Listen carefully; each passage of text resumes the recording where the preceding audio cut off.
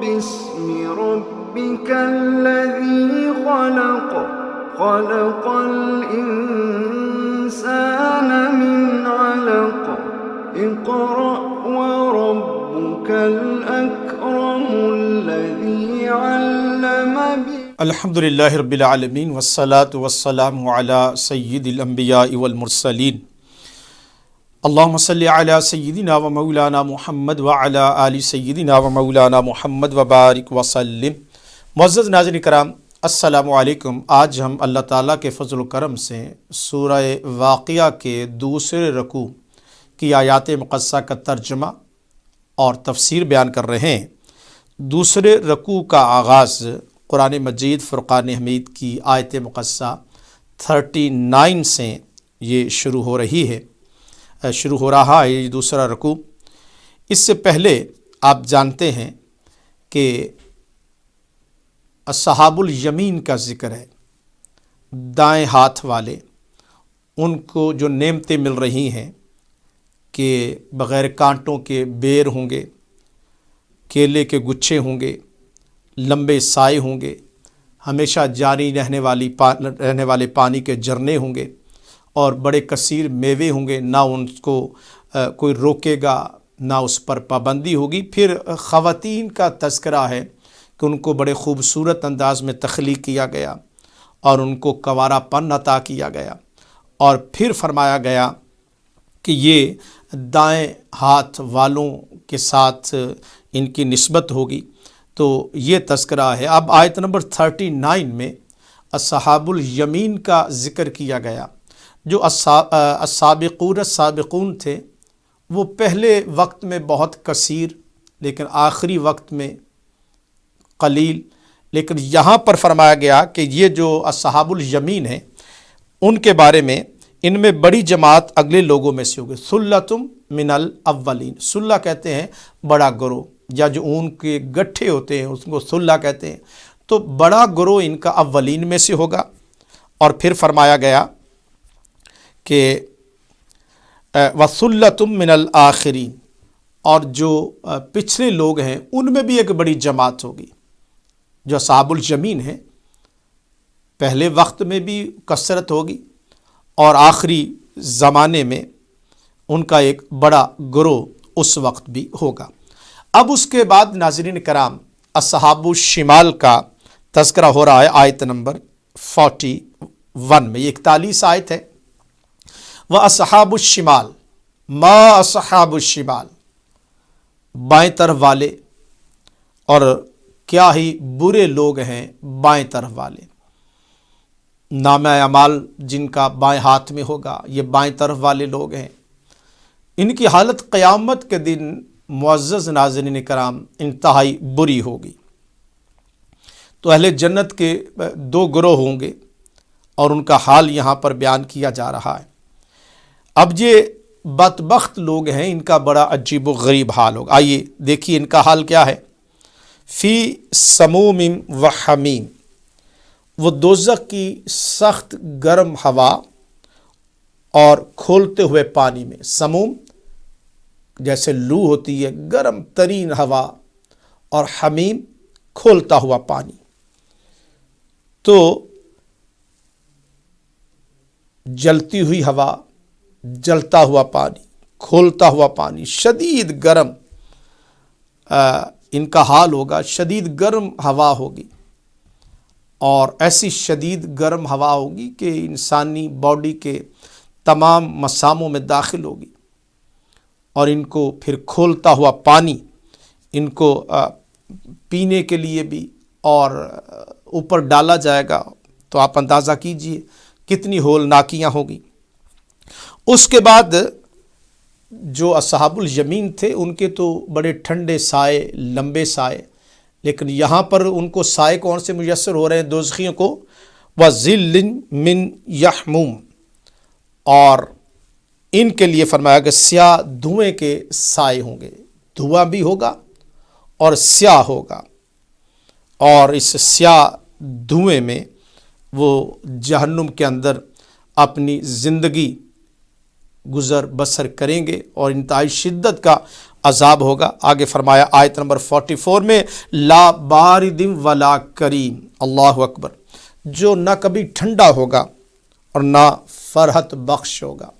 عموماً دنیا میں پنشمنٹ ملتی ہے تو بعض اوقات ایک وقت ایسا آتا ہے کہ سزا میں کمی آ جاتی ہے، آگ کی شدت میں کمی آ جاتی ہے، لیکن یہ جو جہنم کا عذاب ہوگا، اللہ تعالیٰ محفوظ رکھے، یہ مسلسل ہوگا، لا باردن، کوئی لمحے کے لیے، ایک سیکنڈ کے لیے بھی ٹھنڈک نہیں ہوگی، ولا کریم، اور نہ ہی کوئی فرحت بخش ہوگا، یعنی نہ سکون ہوگا، نہ ٹھنڈک ہوگی، اور بڑا عجیب و غریب ان کو سزا دی جائے گی۔ اب ان کا تعارف کروایا جا رہا ہے کہ یہ کون لوگ ہیں، دنیا میں ان کی کیا حالت تھی۔ انہم کانوا قبل ذالک مترفین، بے شک وہ اہل دوزخ اس سے پہلے دنیا میں خوشحال رہ چکے تھے، دنیا میں یہ بہت نعمتوں کے اندر تھے، مالی طور پر بڑے مستحکم تھے، بنگلے، کوٹھیاں، لیکن اللہ سے دور، مالی طور پر بڑے مضبوط تھے، یہ بائیں جانب والے، اچھی رہائش گاہیں، لگژری لائف، خوبصورت مقامات، خوشحال نعمتوں میں، لیکن یہ نفسانی خواہشات میں مگن تھے۔ اور پھر قرآن مجید فرماتا ہے کہ ان کا حال کیا تھا، وَكَانُوا، آیت نمبر 46، وَكَانُوا يُصِرُّونَ عَلَى الْحِنْثِ الْعَظِيمِ، اور وہ گناہ عظیم یعنی کفر و شرک پر اصرار کیا کرتے تھے۔ یصرون علی الحنث العظیم، بڑے گناہ، بڑا گناہ کہ ان الشرک لظلم عظیم، وہ شرک میں، گناہ کبیرہ میں، کرمنل ایکٹیویٹیز میں متکبر تھے، غریبوں کا خون چوستے تھے، دوسروں کے حق پر ڈاکہ ڈالتے تھے، اور پھر قیامت کا انکار بھی کرتے تھے۔ وَكَانُوا يَقُولُونَ، اور کہا کرتے تھے، وَكَانُوا يَقُولُونَ، اور وہ کہا کرتے تھے، یعنی دنیا میں یہ جملہ وہ کہا کرتے تھے، کیا اِذَا مِتْنَا، کیا جب ہم مر جائیں گے، یعنی، اور پھر کیا، وَكُنَّا تُرَابًا، تراب آپ جانتے ہیں مٹی کو، جب ہم خاک ہو جائیں گے،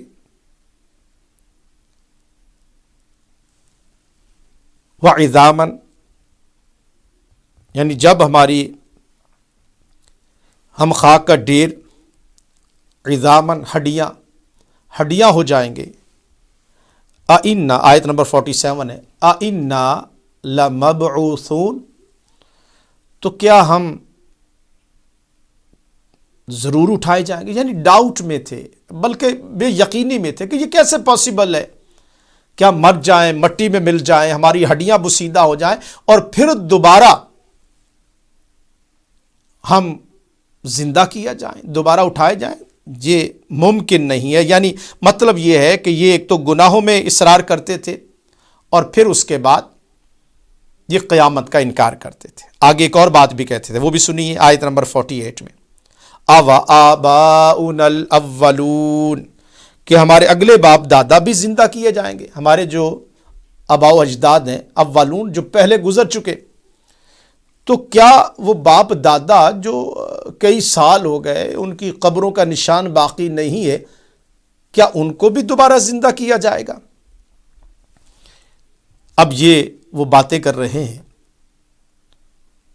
اس کے جواب میں رب العالمین فرما رہا کہ اے محبوب، آیت نمبر 49، قل، اے پیارے میرے نبی صلی اللہ علیہ وآلہ وسلم، قل، فرما دیجیے، ان الاولین والآخرین، اللہ تعالی قادر ہے، وہ قدرت والا ہے، وہ قہار ہے، وہ جبار ہے، اے محبوب ان کو فرما دو وہ تمہارے اگلوں کو بھی اور تمہارے پچھلوں کو بھی زندہ کرے گا، سب کو اکٹھا کیا جائے گا۔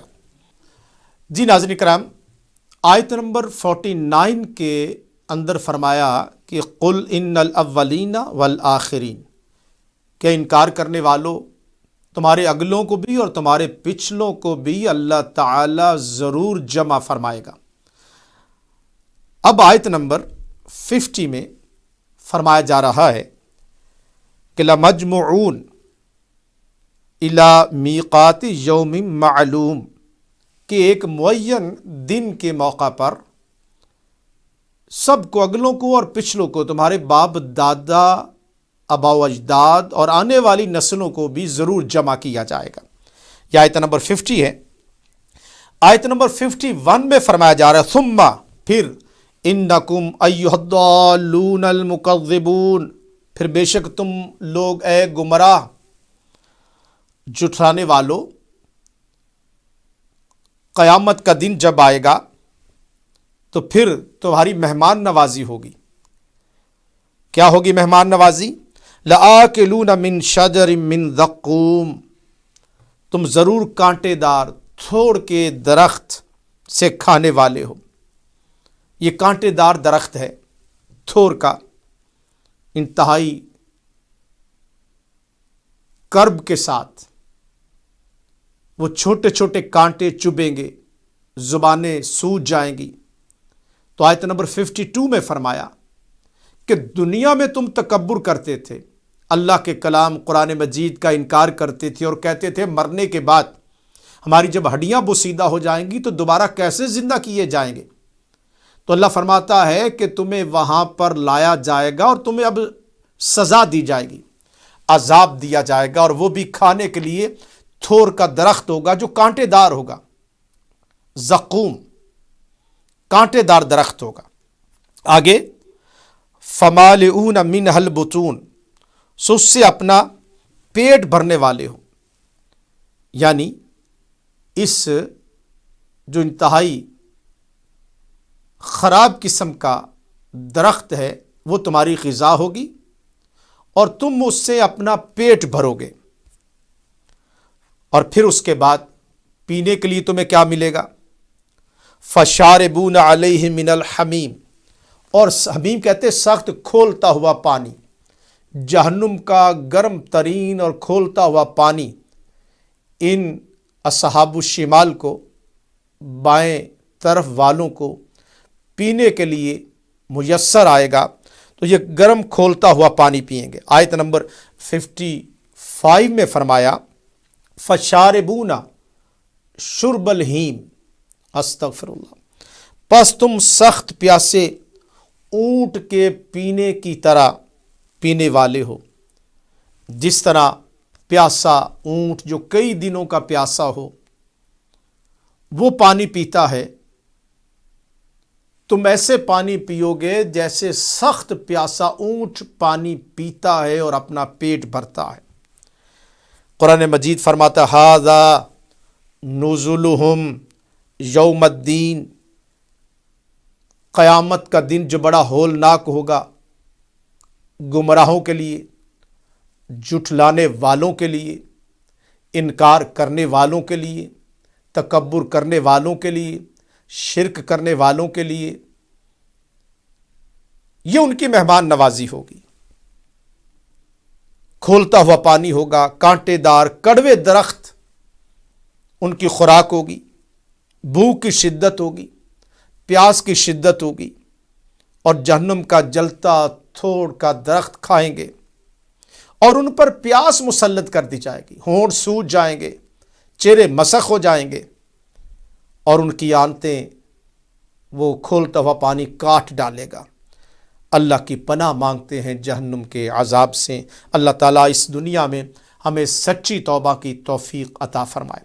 آیت نمبر 57، اب رب العالمین اپنی نعمتوں کا تذکرہ فرما رہا ہے۔ نحن خلقناکم، ہم نے تمہیں پیدا کیا، فلولا تصدقون، جب ہم نے تمہیں پیدا کیا ہے پہلی مرتبہ تو دوبارہ بھی ہم ہی تمہیں پیدا کریں گے۔ تم انکار کرتے ہو کہ جب ہڈیاں ٹوٹ جائیں گی، جب ہماری باڈی مٹی میں مل جائے گی تو دوبارہ کیسے ہمیں زندہ کیا جائے گا؟ تو قرآن مجید فرماتا ہے کہ دوبارہ پیدا کیے جانے کی تصدیق کیوں نہیں کرتے؟ فلولا تصدقون، تو اس سچ کو کیوں نہیں مانتے، تصدیق کیوں نہیں کرتے؟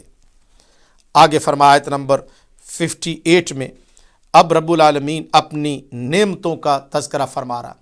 افرأیتم ما تمنون، رب العالمین فرماتا ہے رشتہ زوج جو تم قائم کرتے ہو، بھلا یہ تو بتاؤ، اللہ سوال کر رہا ہے، اَأَنْتُمْ تَخْلُقُونَهُ أَمْ نَحْنُ الْخَالِقُونَ، تو کیا اس سے انسان تم تخلیق کرتے ہو یا ہم تخلیق کرتے ہیں؟ ہم انسانوں کو پیدا کرتے ہیں یا تم پیدا کرتے ہو؟ اولاد دینا یہ ہمارے اختیار میں ہے، موت دینا ہمارے اختیار میں ہے۔ تو رب العالمین اس نعمت کا بھی تذکرہ فرما رہا ہے۔ آگے فرمایا گیا نحنو قدرنا بینکم الموت وما نحن بمسبوقین وما نحن بمسبوقین، ہم ہی نے تمہارے درمیان موت کو مقرر فرمایا اور ہم اس کے بعد پھر زندہ کرنے سے بھی عاجز نہیں ہیں۔ ہم کوئی مجبور بے کس نہیں کہ تمہیں دوبارہ زندہ نہیں کر سکتے۔ اللہ فرماتا ہے موت بھی ہم دیتے ہیں اور زندگی بھی ہم عطا کرتے ہیں۔ ہم نے تم میں مرنا ٹھہرایا اور ہم اس سے عاجز نہیں ہیں۔ آگے فرمایا گیا الا ان نبدل امثالکم وننشئکم فیما لا تعلمون، اس بات سے بھی عاجز نہیں ہیں کہ تمہارے جیسے اوروں کو بدل کر بنا دیں اور تمہیں ایسی صورت میں پیدا کر دیں جسے تم جانتے بھی نہ ہو۔ اللہ اکبر، اللہ اکبر۔ فرمایا گیا کہ ہم چاہیں تو تمہاری جگہ اوروں کو لے آئیں یا پھر تمہاری شکلوں کو مسخ کر دیا جائے، بندر سور کی شکلیں بنا دی جائیں اور تمہیں خبر بھی نہ ہو۔ تم جو متکبر بنے بیٹھے ہو، ہم چاہیں تو تمہیں مار کے تمہاری جگہ کوئی اور لے آئیں یا پھر تم زندہ رہو اور تمہاری شکلیں مسخ کر دی جائیں اور تمہیں پتہ بھی نہ چلے۔ تو یہ رب العالمین قرآن مجید فرقان حمید میں انسان کو جھنجھوڑ رہا ہے۔ اس کے بعد فرمایا گیا وَلَقَدْ عَلِمْتُمُ النَّشْأَةَ الْأُولَى فَلَوْلَا تَذَكَّرُونَ، بے شک تم نے پہلی پیدائش کی حقیقت معلوم کر لی، پھر تم نصیحت قبول کیوں نہیں کرتے؟ مطلب یہ ہے کہ پہلے بھی ہم نے ہی تمہیں تخلیق کیا تھا، اپنی پہلی تخلیق کو تو تم جان چکے ہو۔ تمہاری اپنی باڈی پر غور کرو، اپنے وجود پر غور کرو، تمہاری ڈھلتی ہوئی جوانی، تمہاری یہ باڈی، یہ تخلیق کس نے کی؟ اس کا کوئی خالق ہے؟ عدم سے وجود میں لایا اللہ رب العالمین، اور اسی طرح اللہ پاک تمہیں دوبارہ زندہ کر دے گا، تمہاری دوبارہ دوسری پیدائش ہو جائے گی، مرنے کے بعد تمہیں دوبارہ زندہ کیا جائے گا۔ اب آیت نمبر 63 ہے، یہاں رب العالمین ایک اور نعمت کا ذکر فرما رہا ہے۔ افرأیتم ما تحرثون، جو تم کھیتی باڑی کرتے ہو، بھلا یہ تو بتاؤ جو بیج تم کاشت کرتے ہو، فصلوں کھیتوں میں جو بیج لگاتے ہو، اَأَنْتُمْ تَزْرَعُونَهُ أَمْ نَحْنُ الزَّارِعُونَ، کیا اس کھیتی کو تم اگاتے ہو، تم زراعت کرتے ہو، یا ہم اگاتے ہیں؟ بیج تم ڈالتے ہو لیکن اس سے جو فصلیں اگتی ہیں رب العالمین کے حکم سے ہیں، اگر وہ چاہے تو طوفان آئے اور تمام فصلیں تباہ و برباد ہو جائیں۔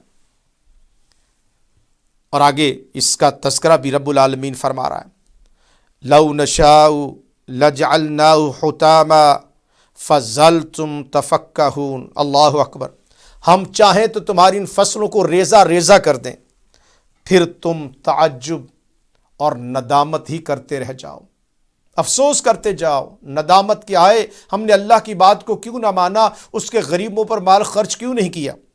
اگر ہم چاہیں تو یہ جو اگی ہوئی فصلیں ہیں یہ تباہ و برباد کر دیں، یہ روند ڈالیں، یہ چورا چورا ہو جائیں، یہ ریزہ ریزہ ہو جائیں، اور پھر تم کیا کہتے پھرو، انا لمغرمون، پھر تم یہ کہنے لگو کہ ہمارے اوپر تو تاوان پڑ گیا۔ پھر کہو کہ تاوان پڑ گیا، چونکہ گھاٹا پڑ گیا، سب کچھ تباہ و برباد ہو گیا۔ بل نحن محرومون، 67 آیت سورہ واقعہ کی، بلکہ تم یہ کہتے پھرو کہ ہم تو محروم ہو گئے، تباہ و برباد ہو گئے، بے نصیب ہو گئے، کچھ بھی نہیں ملا، تمہارے حصے میں کچھ نہیں آیا، تمام فصلیں تباہ و برباد ہو گئی۔ آیت نمبر 68 میں فرمایا آگے ایک اور نعمت، پانی، کتنی بڑی نعمت ہے۔ سورہ انبیاء میں فرمایا وَجَعَلْنَا مِنَ الْمَاءِ كُلَّ شَيْءٍ حَيٍّ، ہم نے ہر شے کو زندگی پانی سے عطا کی ہے۔ فرمایا گیا آیت نمبر 68 میں أَفَرَأَيْتُمُ الْمَاءَ الَّذِي تَشْرَبُونَ، یہ پانی جو تم پیتے ہو، بھلا بتاؤ اس پانی کے بارے میں جو تم پیتے ہو، أَأَنْتُمْ أَنزَلْتُمُوهُ مِنَ الْمُزْنِ أَمْ نَحْنُ الْمُنزِلُونَ، کیا اسے تم نے بادل سے اتارا ہے، برسایا ہے، یا ہم نے برسایا ہے؟ اس پانی کو بادل سے تم اتارنے والے ہو یا ہم اتارنے والے ہیں؟ رب العالمین اس پانی کی نعمت کو بیان کر رہا ہے۔ آگے فرمایا گیا لَوْ نَشَاءُ جَعَلْنَاهُ أُجَاجًا فَلَوْلَا تَشْكُرُونَ، اگر ہم چاہیں اس پانی کو تو کھارا بنا دیں، سخت کھاری ہو جائے۔ ابھی آپ دیکھیے تھر کے علاقے میں، افریقہ کے علاقے میں، پنڈ دادن خان میں انتہائی کھارا پانی ہے۔ اللہ فرماتا ہے پوری زمین کا پانی ہم کھارا بنا دیں۔ یہ جو تم میٹھا پانی پیتے ہو، دن میں کتنی مرتبہ منرل واٹر پیتے ہو، اس کا شکر کیوں نہیں ادا کرتے؟ اگر ہم پانی کو کھارا بنا دیں تو بتاؤ اس پانی کو میٹھا کون کرے گا؟ یہ پانی تمہاری فصلوں کے لیے ہے، کھیتی باڑی کے لیے ہے، تمہاری جسم کی زندگی کے لیے ہے، لیکن تم اس پر بھی شکر نہیں کرتے۔ اس کے بعد معزز ناظرین کرام آیت نمبر 71 میں رب العالمین ایک اور نعمت کا تذکرہ فرما رہے، آگ۔ سردی کا موسم ہے، اگر سینٹرل ہیٹنگ نہ ہو، چولہے میں آگ نہ ہو تو کھانا کیسے پکے؟ اور یہ جو درخت اگائے جاتے ہیں جن سے تم آگ جلاتے ہو، أَفَرَأَيْتُمُ النَّارَ الَّتِي تُورُونَ، بھلا جی بتاؤ جو آگ تم سلگاتے ہو، أَأَنْتُمْ أَنشَأْتُمْ شَجَرَتَهَا أَمْ نَحْنُ الْمُنشِئُونَ، کیا اس کے درخت کو تم نے پیدا کیا یا ہم اسے پیدا فرمانے والے؟ ان درختوں سے جو تم آگ جلاتے ہو، کوئلہ بھی بنتا ہے تو انہی لکڑیوں سے جو تم آگ جلاتے ہو۔ اللہ فرماتا ہے ان درختوں کو ہم پیدا کرنے والے ہیں یا تم پیدا کرنے والے ہو؟ اللہ تعالیٰ اس نعمت کا تذکرہ فرما رہا ہے۔ آگے فرمایا گیا، جیسے شروع میں کہا گیا کہ جہنم کی آگ ہوگی، آگ میں ڈالا جائے گا، اور یہاں پر فرمایا گیا کہ یہ دنیا کی آگ، اس پر غور کرو۔ آیت نمبر 73 نحن جعلناها تذکرہ، تذکرہ کا مطلب نصیحت۔ ہم نے جو دنیا کے درخت کی آگ ہے، یہ جہنم کی آگ کے لیے نصیحت ہے۔ اگر اس آگ کے اوپر انگلی لگاؤ تو ہاتھ جلتا ہے، تو اس سے یاد آنی چاہیے جہنم کی آگ کی۔ اگر یہ دنیا کی آگ برداشت نہیں کر سکتے تو جہنم کی آگ کیسے برداشت کریں گے؟ نحن جعلناها تذکرہ، ہم نے اس کو نصیحت بنا دیا، مقام عبرت بنا دیا ہے۔ غور کرنے والوں کے لیے اس آگ میں بھی عبرت ہے، نصیحت ہے کہ دنیا کی آگ میں کوئی جلتا ہے، کہیں آپ نے دیکھا ہوگا کہ بس میں یا گھر کو آگ لگتی ہے تو جل جاتے ہیں۔ تو اگر آپ ہاتھ آگ کو ٹچ کر کے دیکھیں، بلکہ ایک واقعہ ہے کہ ایک شہزادی رات کو کہیں راستہ بھول گئی، طوفان آیا تو ایک مسجد میں جا کر اس کو پناہ ملی، ایک نوجوان اللہ والا وہاں بیٹھا تھا، تو وہ خوبصورت شہزادی وہاں تھی۔ تو وہ نوجوان اٹھتا اور دیا جو جل رہا تھا اس کے اوپر اپنی انگلی ایسے دیے کی لو پر لگاتا، اور پھر جب انگلی جلتی تو ہاتھ کو پیچھے کھینچ لیتا۔ شہزادی دیکھتی رہی ساری رات، لیکن وہ نوجوان شہزادی کے قریب نہیں آیا۔ صبح ہوئی، فجر کی اذان ہوئی تو اس نے پوچھا کہ تم یہ دیے کے اوپر اپنی انگلی کیوں آگ پر ٹچ کرتے تھے؟ اس نے کہا میرا نفس مجھے برائی کی طرف مائل کرتا تھا تو میں دیے کے اوپر اپنی انگلی لگاتا تھا، وہ آگ میری انگلی کو جلاتی تھی، پھر اپنے نفس کو کہتا تھا اگر اس چھوٹے سے دیے کی آگ کو تم برداشت نہیں کر سکے تو جہنم کی آگ کو کیسے برداشت کرو گے؟